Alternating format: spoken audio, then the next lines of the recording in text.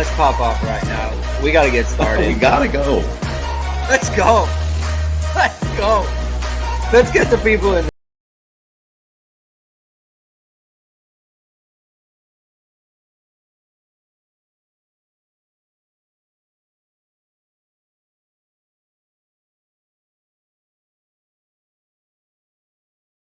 And with me, as always, is Jamie Ueyama, Mr. Jamie University, Thursday, October 26th, in advance of Notre Dame's home game against the dreaded Pitt Panthers. That's going to be taking place at Notre Dame Stadium at 3:30 Eastern Time, 12:30 Pacific Time. At long last, Jamie, it is not a night game. I'm very much looking forward to that. Staying up late and recording the post game show, and then doing the morning after show. It feels like a couple hours after that. It got a little old. I got a little tired of doing that. So I'm happy to have a game where it's just like everything kind of flows nicely, get a good night's sleep. And, everyone doesn't have to stay up super late for that. So we're going to be talking about Pitt. We're going to be talking about anything that comes up in Marcus Freeman's press conference right now. If anything, comes of that, maybe some questions about injuries or, any updates on Jaden Thomas or Jaden Greathouse, although the last couple of times that they've said they've been fine, and it turns out they weren't exactly fine. So who knows? This is all kind of grain of salt on that news, but we're going to be talking about that. So thank you, everyone, for tuning in. If this is your first time catching our show, please hit the like button. Please hit subscribe. Please hit the notification bell so you know that we're going live. Links to our podcast are in the description below. And if you haven't done so yet, please check out our new podcast on the Joy Slot, which is covering Notre Dame basketball, and Dimes with Dara. That came out. Our second episode came out yesterday, previewing the top 25 and Notre Dame in the ACC and the kind of how Notre Dame fits into the national landscape for women's college basketball. So check that out. We're very excited about that. And there's going to be new episodes there. So that's why you want to subscribe to the show and hit the notification bell so you know that we're going live and we're bringing up new things. Marcus Freeman says they change signs often during the year, mix up signalers as well. States he did signals when he got to Notre Dame as DC, but quickly realized how often he was on TV. So Marcus Freeman's getting asked about the Michigan scandal situation and everything that's going on with that. I did want to ask you, Jamie. And I meant to bring this up on Monday, but I want on Tuesday, but I wanted to bring it up now. What is the shadiest thing a team that you've been on has ever done in terms of like gamesmanship or anything like that? Okay, this is like technically gamesmanship, but I mean this is way back my first year ever football. I didn't start playing football till 10th grade. Okay. I played a bunch of other sports within there. I was mostly, but primarily a hockey player at that point. And so my very first year, and we were playing a team, and there was a guy who was a DB for us who was supposed to be on the field, wasn't. So we had 10 men on the field. There was a guy on the other team. He is about to do, it was going to be a house call. Yeah. He jumped off the sidelines, tackled him, stopped the play.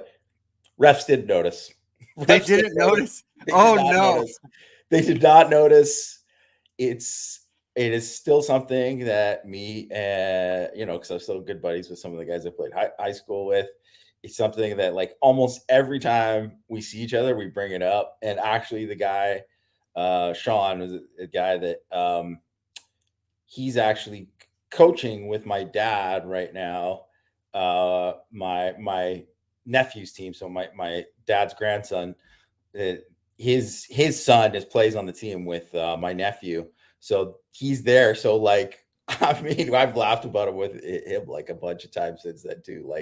It's still a very classic moment. So, it's definitely was not within the rules. Super shady. Definitely, it was a game-changing play. But it wasn't nefarious in terms of we didn't plan. There wasn't any kind of plans to have that happen. But it was definitely against the rules. It's the one that always I think of them wow, that definitely was not legal, and we got away with it. But so that I mean, I can't complain. It worked out well for us. I don't think that I've ever been involved in a situation where we've done something illegal. But I'm thinking of something that happened when I was in high school, my junior year.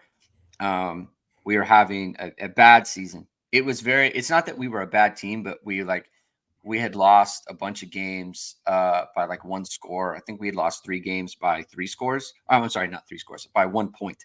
We lost 3 games by 1 point. So it's like we weren't a bad team, but we were having a bad season. Yeah. So we were like 2-7 at the time. We were playing the last game of the year, or the second to last game of the year. We were playing the best team in the league, and it had been raining a bunch, throughout the week for the 2 weeks leading up to it. And obviously we play on grass, and not just that, but got the soccer season, so they're all playing. So the field's torn up, right? So there's a bunch of rain and whatnot.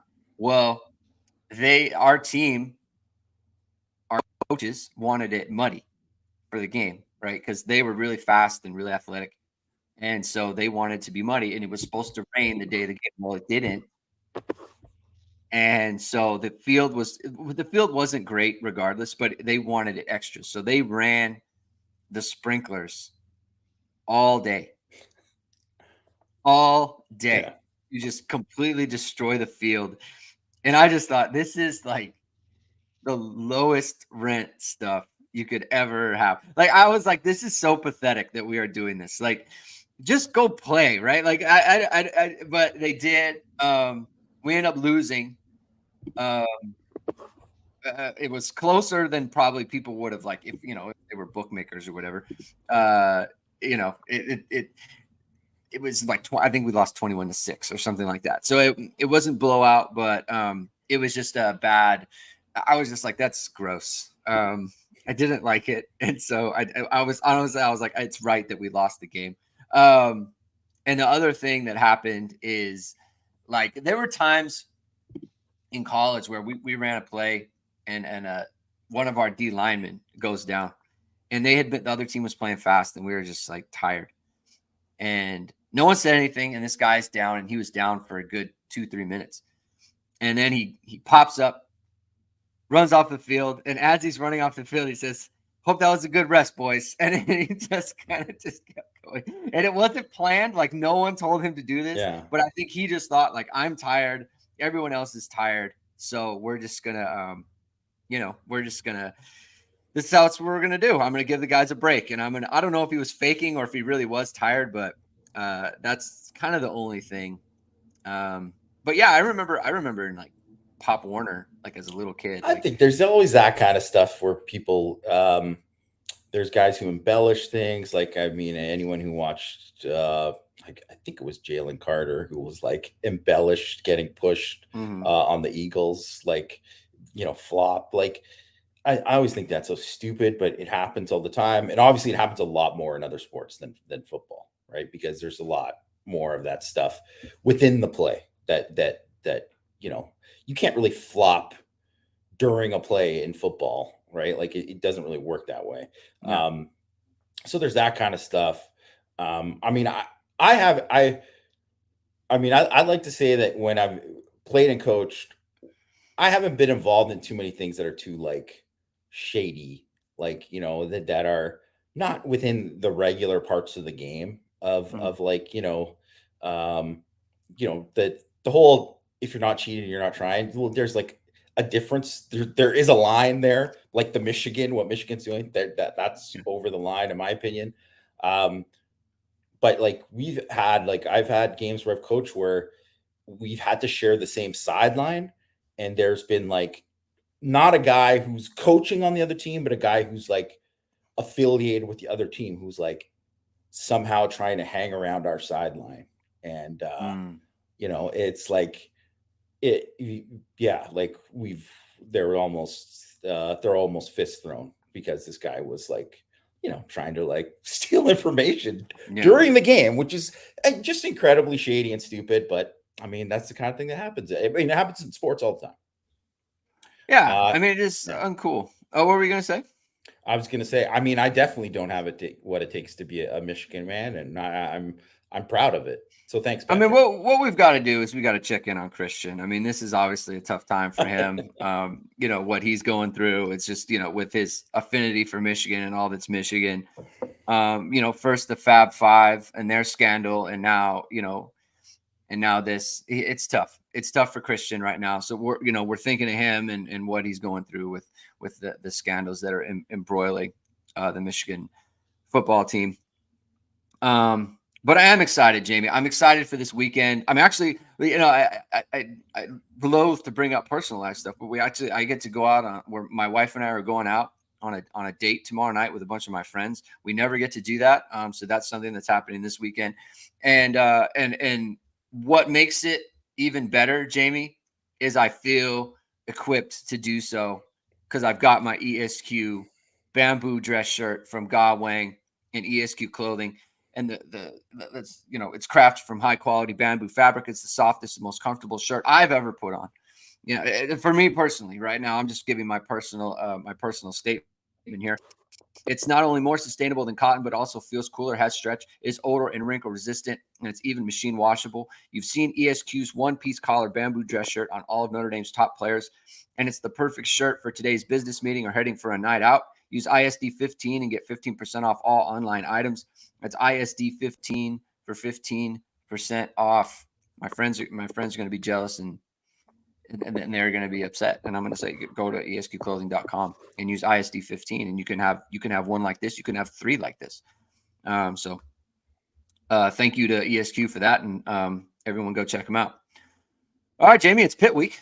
We can Notre Dame avoid the pit of despair, like I put on the title, little Princess Bride reference there. Pitt is in the midst of not a great season. They are 2-5. They won their opener against Wofford and proceeded to lose 4 straight to Cincinnati, West Virginia, North Carolina, and Virginia Tech. Only one of those games was by less than double digits, which was Cincinnati at 27-21. In that time, they have Phil Dracovic, obviously, very famously was their starting quarterback, and now he's not even their backup, right? So it's he won't be a part of the game unless there's some injuries or there's some trick that they have to kind of get him involved. But they've got a new quarterback. Darn it, Jamie! What's his name? Christian Veyer. Christian Veyer. That's how you say it. So it doesn't look it's pronounced in no way. It doesn't look like that on his name. There's no R's in the name. No, but you know what? Just like, Audric Estime is my name kryptonite for no reason at all. It's like an easy name to say. For some reason, that is my name kryptonite. So it's all's forgiven. If you can't get that name, it's a little bit harder to figure out. Yeah.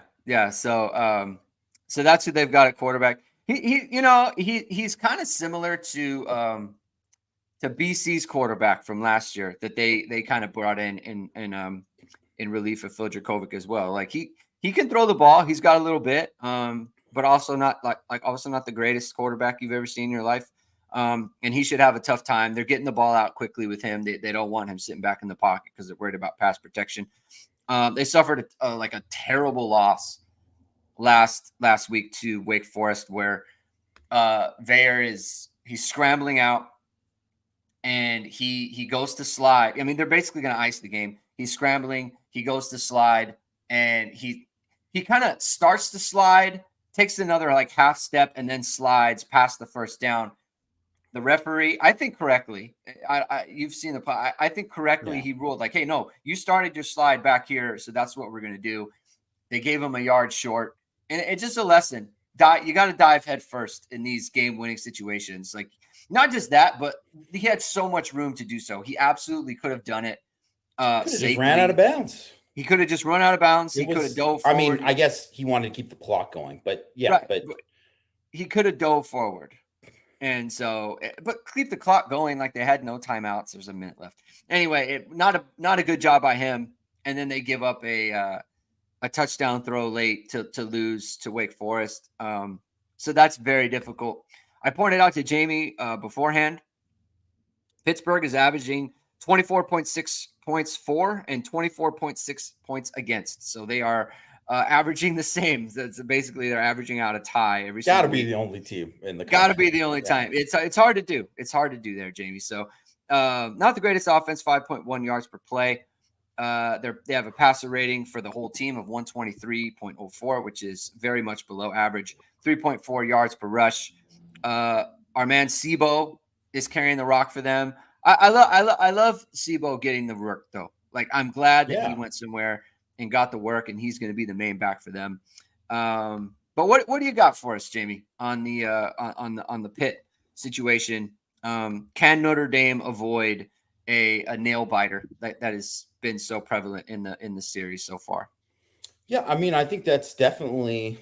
I want to say it's not a high probability, but like there's a reason that they're a 20.5 favorite in the game, right?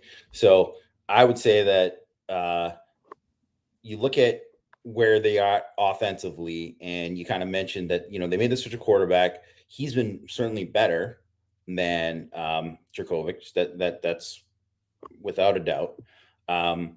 But they're doing stuff right now to protect him, but it also kind of limits them in a way in terms of some of the stuff that they do. The offensive line is not good. They don't run block very well. So I mean that's totally unfortunate for a guy like Sibo Flemister, who is a guy who's a very, very hard runner. I think most Notre Dame fans would remember him for his hard running. They're 113th in yards per carry, 127th in PFF's run block grades. And really their tight ends aren't very good blockers either. So that's going to be a thing. I mean, Notre Dame should have a big advantage, in that sense. And really, like they scored 38 points against Louisville. A lot of that was they got a pick six in that game. Mm-hmm. They had a bunch of like fourth down stops where they got short fields. There was a lot that kind of benefited from in that game. That was also a home game. So it wasn't like a game where like Veer was under 50% as a passer in that game. And you just obviously don't find too many games you score 38 points when that happens. And they didn't really even run the ball all that well in that game either. It was just kind of circumstance that kind of led to that. So they got a bunch of fast guys at receiver. Bub Means is a really fast kid. Kenny Johnson's a freshman who can really, really fly. He's got a 100-yard return this year. So they don't lack skilled playmakers, but they're just not good enough up front. They've had too many injuries. Even some of the line shuffling that they've had to do, they lost their left tackle for the beginning of the season. He's like a guy who's probably was going to be like a high pick, still probably will be, but he's out for the season. So, I mean, that's just a problem. They're just not that good on offense. They're just bad, really. So I just, they scored 17 points against Wake Forest last week. It's tough to see him scoring more than 17 against Notre Dame's defense. The only way they do that is if their defense plays great. And they do have some players on defense. It was a little bit of a rebuilding year for them. They lost a lot of guys in the front seven. They've had some injuries at linebacker, but Deion Hayes, the edge, is a very good player. He's one of the better pass rushers in the ACC. He's got 29 pressures. That's tied for fourth in the ACC.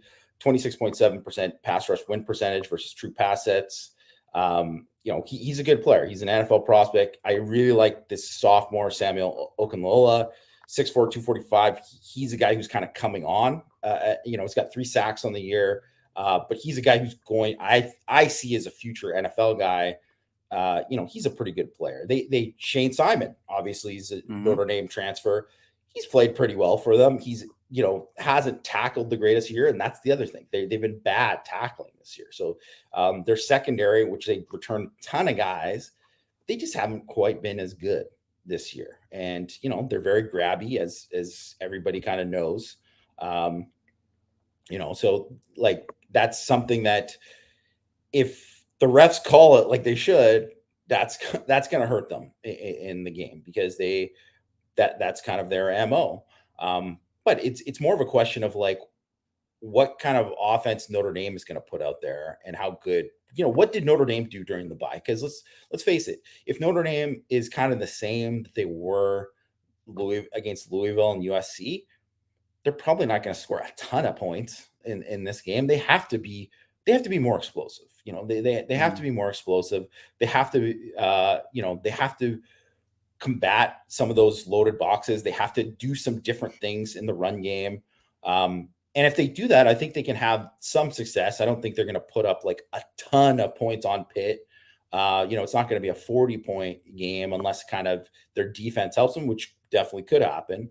But I don't see, there's so many things that have to go right for Pitt for it to even be a close game, which is why it's hard to see Notre Dame, even if the offense isn't clicking all the way, for them to not win by like double digits. Yeah, and I think that, the fact that Notre Dame's defense is as good as it is, it's just very difficult to see any team, scoring points against Notre Dame, like in bunches. It's just, I could see teams kind of moving the ball, but to get in the end zone, like Notre Dame's been a great red zone team this year, which was a big change from last year. So that's the other problem. It's like we talked last year about how like it was hard for teams to get in the red zone, but every time they did, they would score, and that's how they got their points. Like now, that's not even happening. So it's very hard to see a team like Pitt get out against Notre Dame and really challenge them, even if they were like to somehow get up like 14-0. Like you just feel like, well, those points aren't. There's no reason to think like, oh, they're going to have 14 and that's going to balloon up to 28 or 30 or whatever it might be. So that's very difficult for them. Defensively, like you can always kind of see how they can bog down an offense on a drive-to-drive basis. Like you watch them on tape, like they're always sending numbers. They're being very aggressive. Like they can get, like they have 52 tackles for loss on the year, right? Like, so that's a pretty good number, right? They're very aggressive. But can Notre Dame take advantage of that, right? Yeah. And I think a lot of people think about the outside receivers when it comes to that in man coverage, but Notre Dame's done great in the slot this year with Chris Tyree and with Jordan Faison now, and then obviously Mitchell Evans. Like those guys have been their man beaters this year, and I think that would continue. And so it's just a matter of like being able to catch Pitt 4 or 5 times in a bad spot, and then you're off. And the other part is Notre Dame has shown they can score points without good offense because of what you saw them do against USC, kind of what you saw them do against NC State, where the defense generated those opportunities that give you 45, that give you 48 against USC, and that's not something that Pitt can do, right? So that makes it very difficult for Pitt to kind of compete with a team like Notre Dame, especially when Notre Dame's at home. You've talked a lot about how the difference between Notre Dame's offensive line at home versus on the road is pretty large. And so I think that for Pitt to have any chance in this game, Notre Dame's offensive line has to play poorly, and they just haven't shown that at home. Not at all, yeah. Yeah, so that's something that doesn't work in their favor. Rajon asked the question: if Notre Dame can't generate offense coming off a bye versus Pitt, what happens the following week versus Clemson? What do you think about that? I mean, then that game is going to be a slog, right? That game is going to be like, it's going to be a low scoring game. It's going to be probably something where a few plays here or there are going to be the difference in that game, where like turnovers could be the difference, like special teams touchdowns, Notre Dame being able to hit like a play like they did against USC, that Tyree touchdown. Because that in the context of the game last week, that was a huge play. Huge play. Absolutely. Because USC, they thought they're in their regular territory where they're like, oh, we're down 11 now. Like, oh yeah, like we're just Notre Dame hasn't done anything on offense. Notre Dame hasn't had a drive, really. Yeah. Right.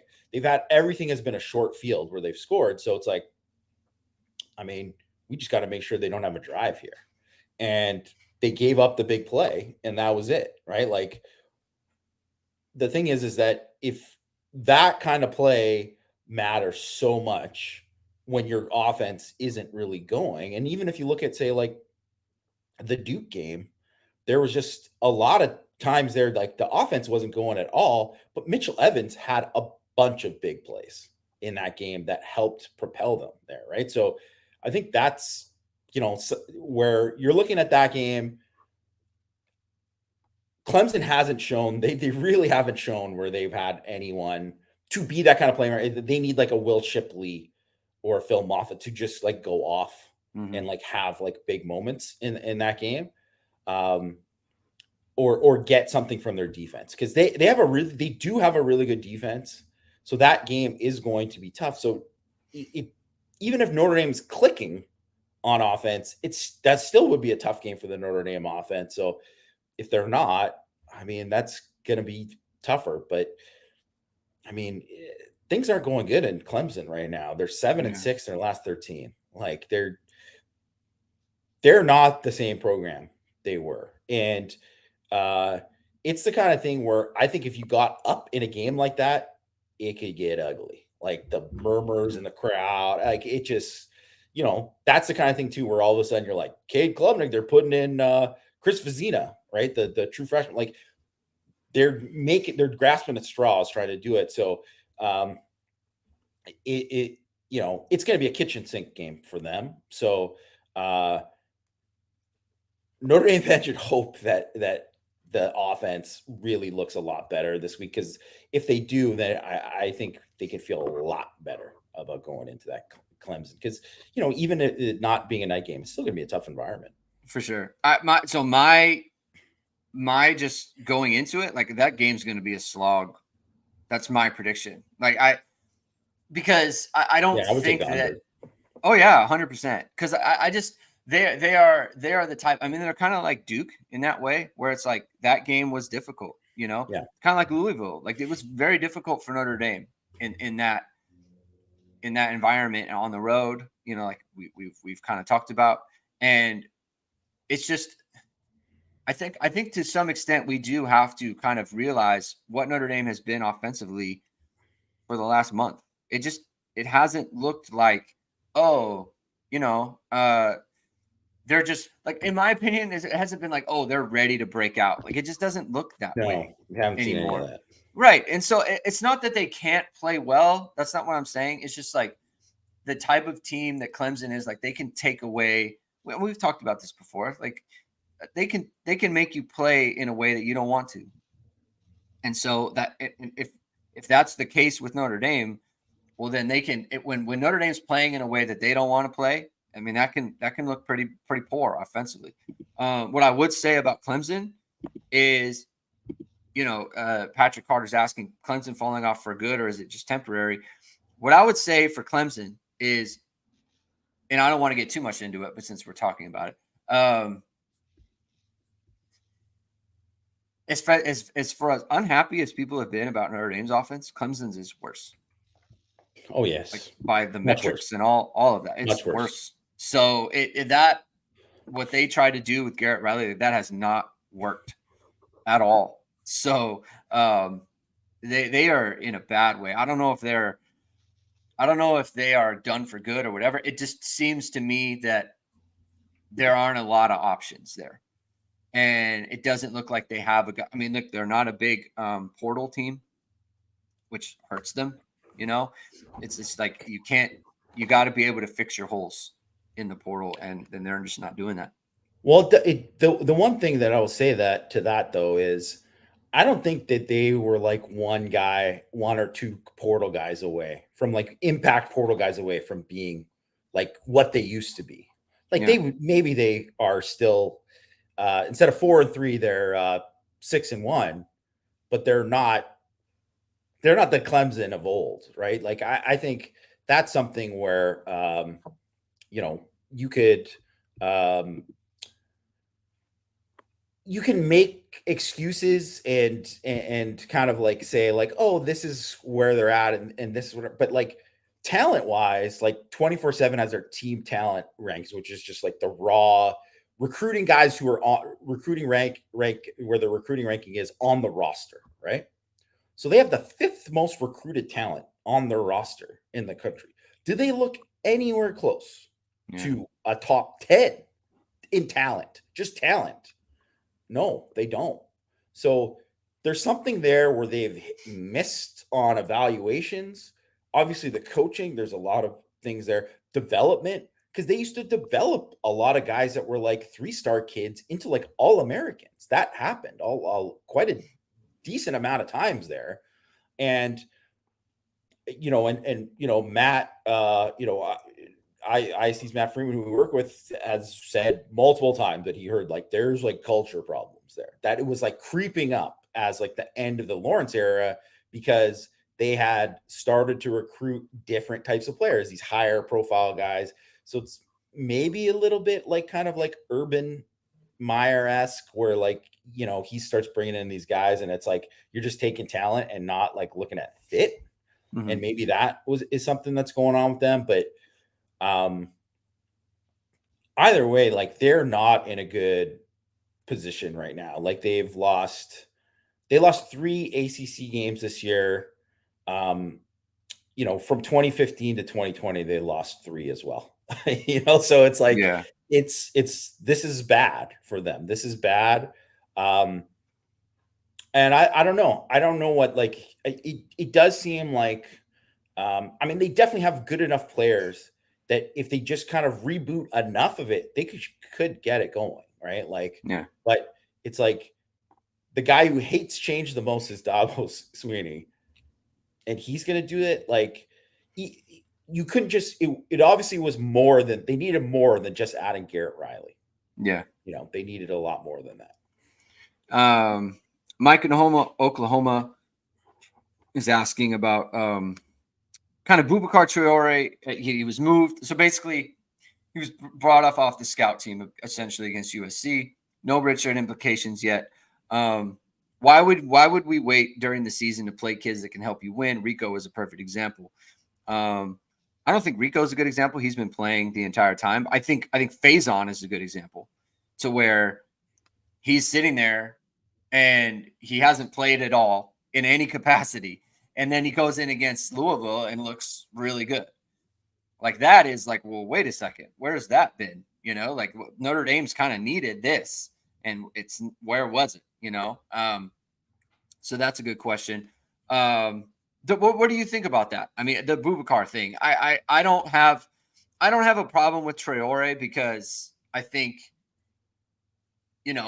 what is the situation that you're going to put him in against Ohio State, where it's like, yeah, we dedefinitely trust him? I mean, maybe at the end, right? Oh, that would have been a horrible situation to put him in.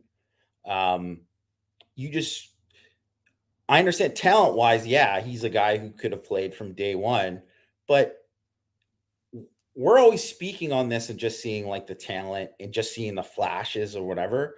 And it's kind of like being like, everyone at the beginning of the year being like, Jalen Sneed why isn't Jalen Sneed starting at will linebacker? And then you see him play more and you're like, well, this is why he's not starting. The same thing with Colley too.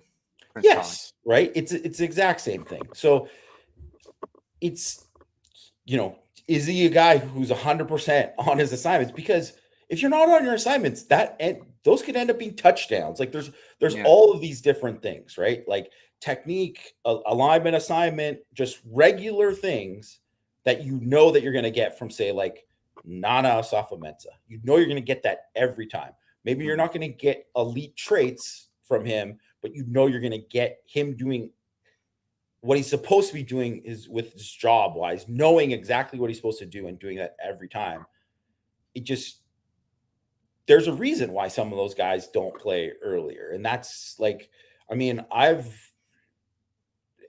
seen it with a bunch of teams, right? It's just like, well, why didn't Xavier Watts start until game 10 last year?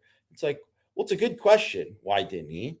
And maybe he should have, but we also don't know if there was like something that like his confidence just jumped up after that Navy game. And then he just started like looking like a different player, right? Or they didn't trust him in something and then they saw something to trust him. Like there's all of these different things that it's like, we're not kind of privy to, that's like easy to just say, like they should play this guy, this such and such guy should play more.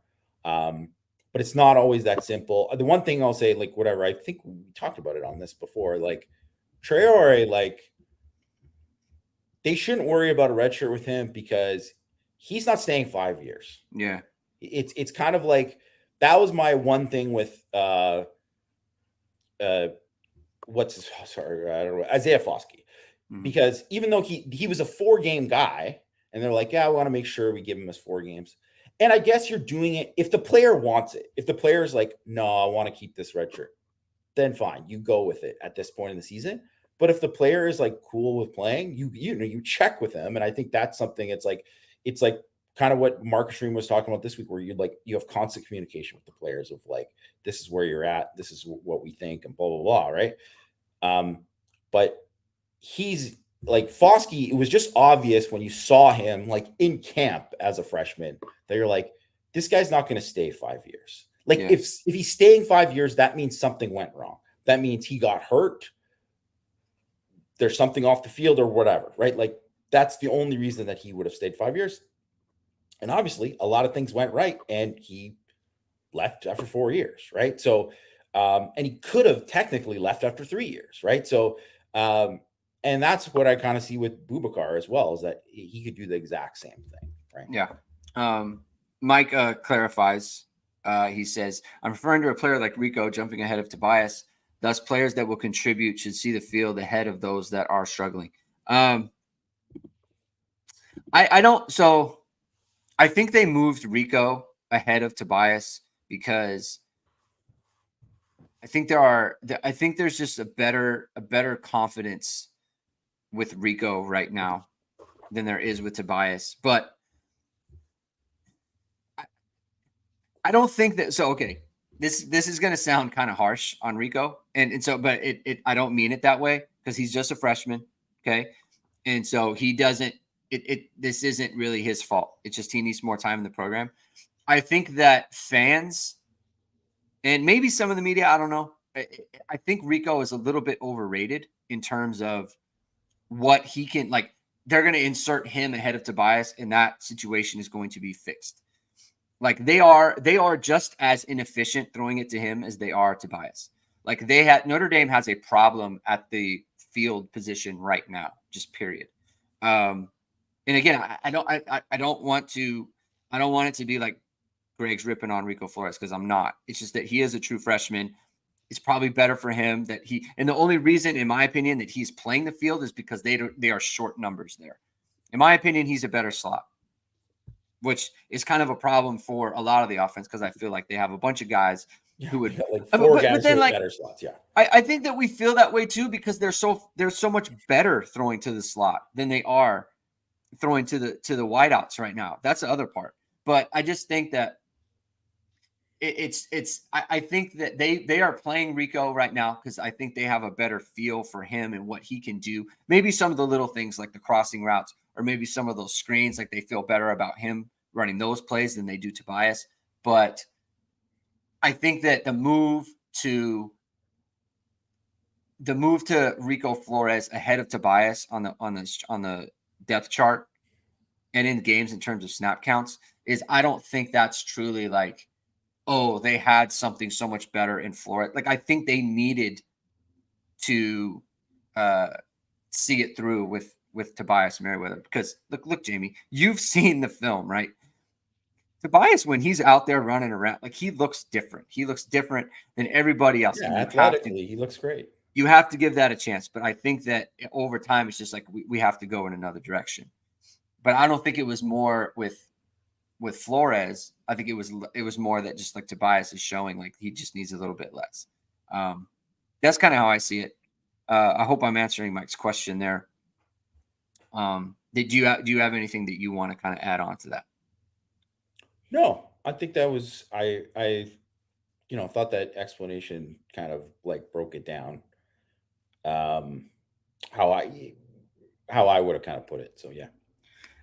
Yeah, so it's and it is kind of hard sometimes because like we are always deferring to like the coaches know better, but I think you've also been on teams where you think then like this guy like he needs to be playing Like they should probably put him in the game. But coaches are very strange about just like the trust thing. It's like if they don't have like complete, like, does he really know what he's doing out there? Then we don't want to put him out there. They just won't. And then also there's things where, like, again, the coaches know more than all of us, right? And then you get a situation where, like, Alex Grinch, they're asking him, like, what about the wheel routes against Utah? Oh, yeah. And they say things like, well, they didn't show it on tape. And it's like, well, someone just pulls like yeah, tape from the where it's like not just a wheel route, but like a wheel route touchdown, like it's not like they ran wheel routes and they didn't throw it. It's like not a good look. Yeah, so that happens. That happens a good amount. And look, you always want to be in on the tape. You want to be watching the tape. And if you've got tape, Jamie, that you want to put out there for people to check out, but you don't know how to package it, you don't know how to make it pop, you don't know how to make it look good, you need to consult professionals. And so we want to highlight one of the professionals in that field. Thank you to VSRMediaCompany.com, which is founded by Notre Dame football pregame host and Emmy award-winning anchor Vahid Sadrazadeh. VSR Media provides professional and cinematic video and photo. Whether you're looking for a collegiate or pro-level highlight reel, have a personal story to tell, or are aiming to diversify and grow your business, VSR Media specializes in short and long-form video storytelling, social media management, and website design. VSR Media also captures professional headshots, senior, and sports photos. Contact them at VSRMediaCompany.com. Mention Irish Sports Daily to receive 20% off your first project. Visit them online or give them a call at 574-800-9106. Something that Marcus Freeman, that he was asked about. He was asked about the portal, 2024 quarterbacks, and going into the portal for 2024. And he said they would look into after the bye. So Notre Dame has a game this week against Pitt, next week against Clemson, and then Notre Dame has another bye. And he said they would kind of look into it at that point. We talked about this kind of a little bit last week. And look, in my opinion, if you can get a guy like Riley Leonard, then it's kind of a no-brainer. Like, I think Riley Leonard would be perfect for the way that Notre Dame wants to play. So if you can get him, I think that's kind of a no-brainer. Let's say you can't get Riley Leonard. Like, I do think they don't have to get a portal quarterback, because I do think that there is a point of diminishing returns there at the position. And we've kind of seen it around the country, right? It's not just sometimes you bring in a portal quarterback and it doesn't really work.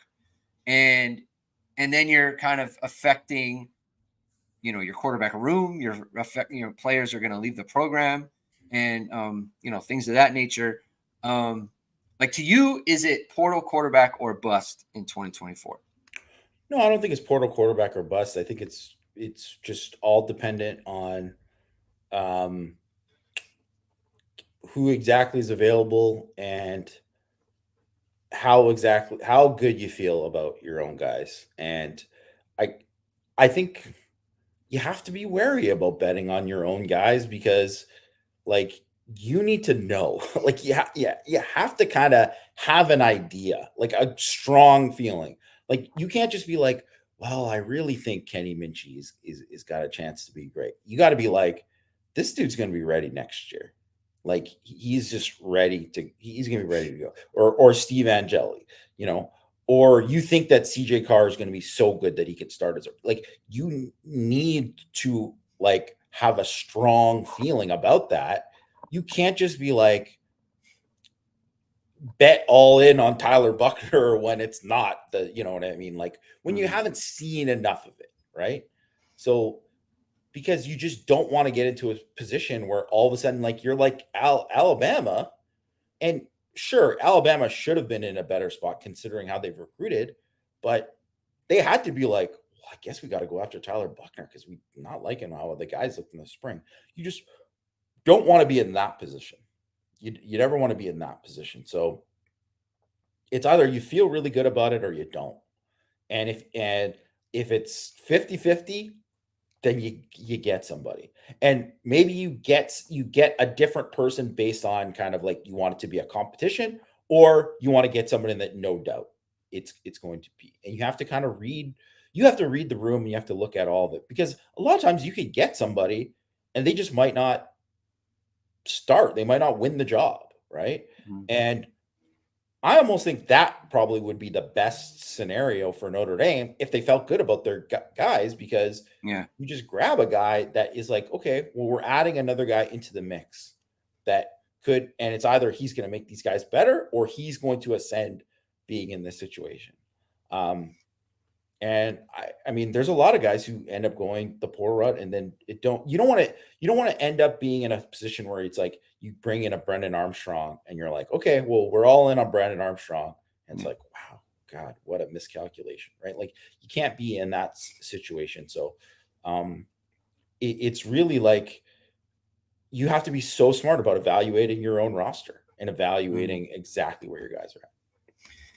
Like because the skill set that Steve Angeli kind of has, except for I don't think he's like, I do think they need some mobility there. That's the only thing where it's like I like, that's why I think Riley is such a perfect fit. Like, because Angeli and Minchie has a little bit mobility too, right? But they're not like, is zone read a threat? You know what I mean? Like Notre Dame can run everything they want to run with Riley Leonard, but they can also run zone read where it's like you better respect this quarterback, because if you don't, he'll pull and run it, and it's going to be a problem, right? Notre Dame doesn't really have that with Hartman.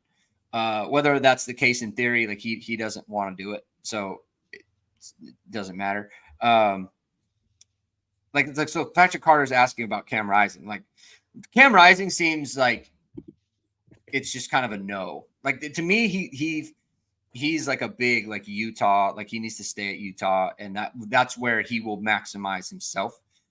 Like I would rather play Angeli in that situation. Truly, like I do think that you do need to be able to like say like, hey, Steve Angeli was a 4-star quarterback. Like Kenny Minchie is a 4-star quarterback. Like one of these guys you need to be able to win with, at some point here, and just kind of go that way. So I just think that's and you have to know if the guy is capable of like learning your scheme, has all the things that and able to succeed in the scheme. Because even with Sam Hartman, it was taking a chance on that, and we've seen he's not like all the way comfortable within the scheme compared to how he was at Wake Forest. It's not the exact same, so it's not necessarily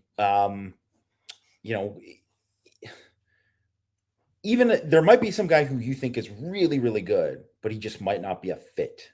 So it's just, there's all these different things. And that's why it's hard. And that's why there's like, for every guy that has turned out and been great, who's at the portal and turned out and been great, you can count like a bunch of other guys who've like, it's probably like 1 out of 4 end up working out really good, and the other 3 end up being like, not so good. Yeah, I think you take, because that makes me think of like Michael Pratt, right? Like at Tulane. It's like I think he's good. See, like okay, Sam Freisman, like I think he's good, but like this experiment with Hartman and going from a scheme that isn't pro style, you're not really under center. Like Michael Pratt's not doing that stuff at Tulane. Like that concerns me. So it's not the fact that he's good or not good. It's just that, like, man, the learning curve there is pretty steep, right? And I think if Sam Hartman was around for 2 years, I think that would do him a lot better. But he isn't, and whoever comes in probably isn't either. So I don't know. It's a very like interesting kind of topic. Like you would think, like, oh yeah, definitely. Like Notre Dame doesn't have a quarterback who is proven on the roster right now besides Sam Hartman, so you have to go into the portal. But I just think looking at the landscape of college football this year, like it just hasn't been like a slam dunk for teams. Like look at Florida, like Graham Mertz. Like look at Spencer Sanders. Like he goes off and he doesn't play at Ole Miss, right? Like there's just a lot of situations. But maybe that would be good for Notre Dame, like you said, to have someone come in and then Steve Angeli actually wins the job, and you're going on there. All right, Jamie, why don't we do some predictions? Yeah. So this game, I do think that because of the unknown of the offense we talked about, it makes it a bit tougher to kind of predict exactly how it's going to go down. Not that anyone gets it exactly either, except for Greg's preseason predictions, because he seemed to be pretty spot on with a bunch of them. But don't ask him in the moment, because those predictions. Don't ask me in the moment. Yeah, but go back months ago, and the guy was Nostradamus. I think that I can't see Pitt scoring on Notre Dame very much. I just can't. I just don't see it happening. I think Notre Dame's defense is going to continue to be, fairly dominant in this game. Because of that, I think the offense, even if they don't really get, they don't look great, they can still look good enough and still score plenty of points. I'm going to go Notre Dame 35, Pitt 13. 45-13. Okay. 35. Oh, 35-13. Okay. What I'm going to do is I'm simply going to read from my preseason prediction. That's what I'm going with for the rest of the year. Why would I go against it, Jamie? Why would I do that? So I'm going to just say, the Irish are playing with renewed confidence post-bye and come out on fire again against versus Narduzzi's aggressive defense. I wrote a blib about Phil Dracovic, and we're gonna you can take that out. We're gonna take that out. But I was gonna say the Pitt quarterback throws 3 interceptions, is sacked 8 times, and Notre Dame DJ plays shipping up to Boston on a loop. Notre Dame 42, Pitt 17. I think that's fine to give. I think that's fine to give Pitt 17 points. If I was doing this. Hi, Al. Thanks for being here late. That's no problem. You can rewind this and watch it from the beginning. So all good. I think that I like 42-17. That's what I'm going with. Going with my preseason prediction. Patrick Carter asks, is there a bigger pair of Notre Dame haters than Narduzzi and Phil Dracovic? Well, I think CFP Hertz brought up a couple of good ones there. That those Michigan men, they certainly weren't fans of Notre Dame. I mean, Pat Narduzzi certainly does not like Notre Dame, not one bit. Really interested to see if Phil Dracovic throws up. Is it going to make the grid? Is he going to throw up, get a nice little Photoshop? Is it going to be on the grid, an Instagram? Is it going to be an Instagram story talking about how much he hates Notre Dame and how much they screwed him? Everybody is. These are the questions that everyone wants to know. Everyone, is it going to be a grid post? Is it going to be a story post? Is it just going to be a regular post? Maybe it'll be a short of some kind. Is it going to be cryptic? Is he going to maybe he's not going to put the picture of him in jail with Brian Kelly or whatever the heck that was. I don't know. I mean, there's obviously more to Dracovic not liking Notre Dame than him actually hating Notre Dame. I think it's more of like the situation than him actually hating the school or hating the program. It's more about the people that were involved, I think, with them. So I would say, there's other people who hate Notre Dame because they grew up hating Notre Dame. And I think he grew up liking Notre Dame, which is kind of a shame that it's kind of went the way it did. I think people have trolley instincts, and that's what I think that got to Phil there, which, you hate to see that. But that's he's a young kid. Great if they won. Would have been worked out great if they won. Would have been worked out great if they won. As far as Pat Narduzzi. He's always bringing up things that are just not correct. You know, You know, like, oh, the pass interference, the offensive pass interference against like Miles Boykin. Like, meanwhile, Miles Boykin's like getting held on the play, and that's you know, uncalled, but it's fine because he ended up scoring. So it is what it is. So that's what it's going to be. Thank you everyone for tuning in. If you like what you heard, this is your first time, please hit the like, please subscribe, please hit the notification bell so you know that we're going live. One time we will be going live is directly after the football game on Saturday. Probably around, I don't know, 6:30, 7 Eastern time, right when the game ends. And Jamie and I will be on the post-game recap. Maybe Mike will be on, maybe not. We'll see. He's always busy, or he's got to deal with the message board and that things of that nature. So have a good weekend, everyone. Enjoy the game. We will talk to you after the game, and please keep hitting and hustling.